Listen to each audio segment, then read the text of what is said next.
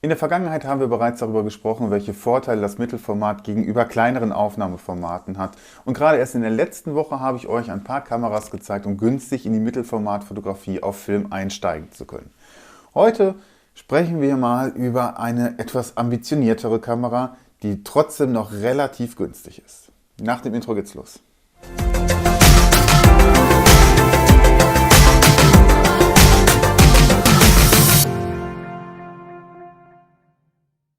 Herzlich willkommen zurück zu Ars Analog, dem YouTube-Kanal zur Filmfotografie im Zeitalter der Megapixel. Ich bringe euch hier jeden Freitag um 18 Uhr ein neues Video zum Thema. Vergesst also nicht, den Kanal zu abonnieren, um keines dieser Videos zu verpassen. Heute sprechen wir über diese Kamera hier. Das ist eine Seagull, genauer genommen eine Seagull 4A aus den späten 60ern. Wie man sieht, handelt es sich dabei um eine zweiäugige Spiegelreflexkamera, die deutlich an die Rolleiflex erinnert. Die Seagull 4A ist Nachfolgemodell der Seagull 4, die in den Jahren von 1959 bis Anfang der 60er zum Teil auch unter dem Namen Shanghai TLA gefertigt wurde.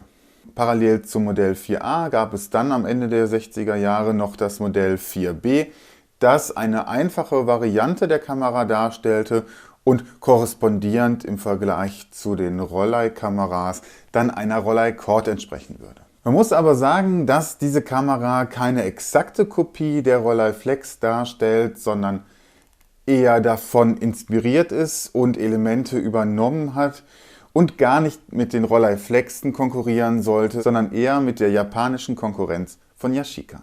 Die Seagull 4A bzw. die Hayu 4A, wie sie im chinesischen Original heißt, hat, wie man sehen kann, zwei Objektive. Das liegt an dem grundlegenden Prinzip dieser doppeläugigen Spiegelreflexkameras. In der Kamera befindet sich ein Spiegel, der das Licht des oberen Objektivs in die Kamera einfällt, in den Sucher reflektiert. Davon getrennt befindet sich eine dunkle Kammer mit einem zweiten Objektiv und dem Verschluss der Kamera, in der sich der Film befindet. Die Aufnahme erfolgt also nicht durch das Objektiv, das das Sucherbild erzeugt, sondern durch eine separate Optik. Zur allgemeinen Funktionsweise von diesen doppeläugigen Spiegelreflexkameras habe ich bereits ein Video gemacht, das ich euch gerne einmal hier verlinke. Die Objektive haben eine Brennweite von 75 mm, was in etwa der Normalbrennweite für das Format 6x6 entspricht. Die Lichtstärke des Sucherobjektivs beträgt f durch 2,8 und vom Aufnahmeobjektiv von f durch 3,5. Hier an diesem Hebel kann einfach die Blende eingestellt werden und auf dieser Seite wählt man die Verschlusszeit. Fokussiert wird die Kamera hier durch einen Knauf an der linken Seite. Dabei werden beide Objektive heraus oder hineingefahren und da beide Objektive parallel sind, kann man natürlich darauf schließen, dass der Fokus für das Aufnahmeobjektiv ebenfalls gegeben ist, wenn der Fokus hier über die Sucheroptik stimmt. Um es leichter zu machen, dass man den Fokus auch wirklich trifft, hat das Aufnahmeobjektiv eine geringere Lichtstärke als das Sucherobjektiv, wodurch man eine zusätzliche Tiefenschärfe erhält und leichter den Fokus trifft. Anders als bei einfacher konstruierten doppeläugigen Spiegelreflexkameras verfügt die Seagull 4A über eine Filmspulautomatik. Das heißt, man muss nicht auf der Rückseite irgendein rotes Fenster beachten und gucken, ob da irgendeine Nummer auf der Rückseite des Films in dem Fenster zu sehen ist oder nicht.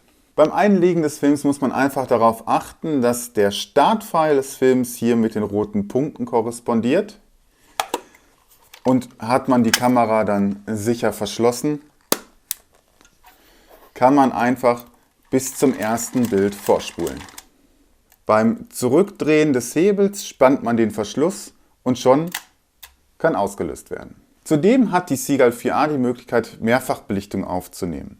Dazu drückt man hier diesen kleinen Knopf und kann durch Drehen der Kurbel nach hinten, also gegen den Uhrzeigersinn, den Verschluss spannen, ohne den Film transportieren zu müssen.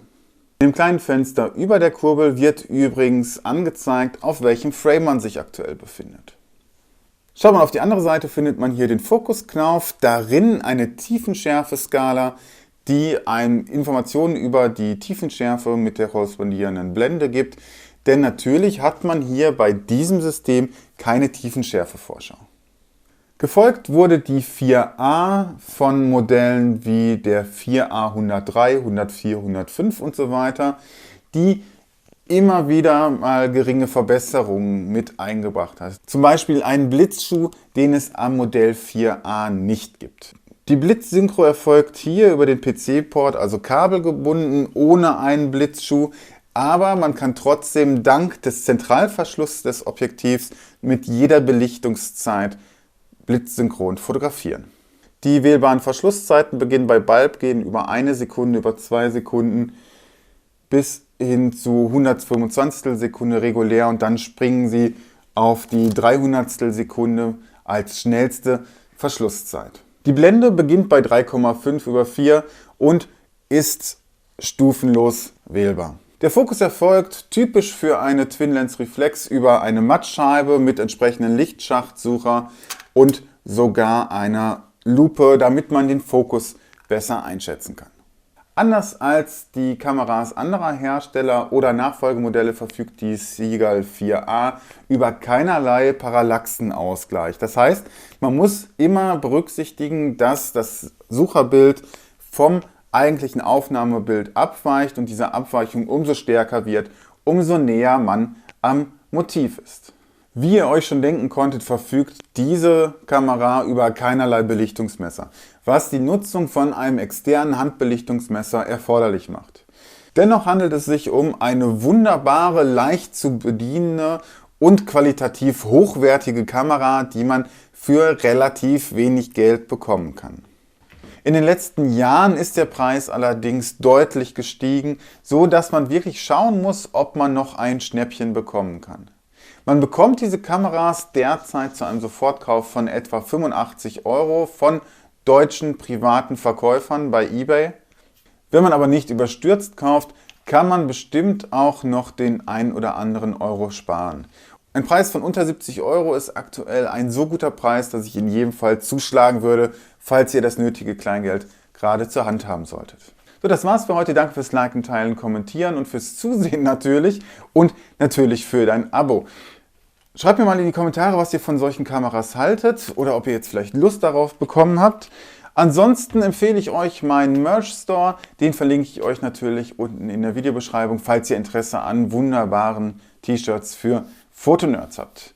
Wir sehen uns nächste Woche im neuen Video zum Thema der Filmfotografie im Zeitalter der Megapixel oder wir sehen uns Montag in der Nachbesprechung, ganz wie ihr wollt.